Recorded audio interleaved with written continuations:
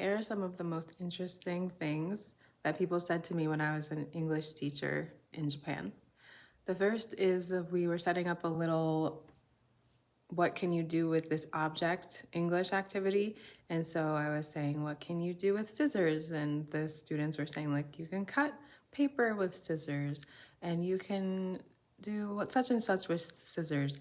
And then this one little boy, in a very deadpan, completely serious tone, was like, cut heather with scissors. And I laughed because it's true and it was a creative idea. And hopefully he didn't want to cut me with scissors, but I appreciated his fluency at that time. So I had like such good conversations with the adult students that I had over the years, especially in the smaller conversation classes. So one time there was a very elderly woman, she was in her 80s, who came into the class, and she was in a conversation class with one other man, one other person who was like younger than her. He was probably in his 70s.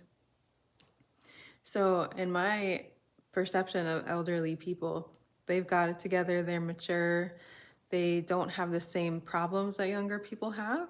But it was really interesting because she said, today I have very melancholy days. And we were like, hey, what happened? What's wrong? And she was like, I had a fight with my husband. And internally, as a 30-year-old at the time, I was like, what could you be fighting with your husband about at your big age? But like, it's not a judgment. It's just like, do old people still fight about stuff that makes them melancholy for a whole week? I don't know. So we asked like, oh, what happened? And like, she was like, I don't want to tell you. So that was funny. I obviously didn't laugh, but it was just like the way people use English sometimes is so perfect.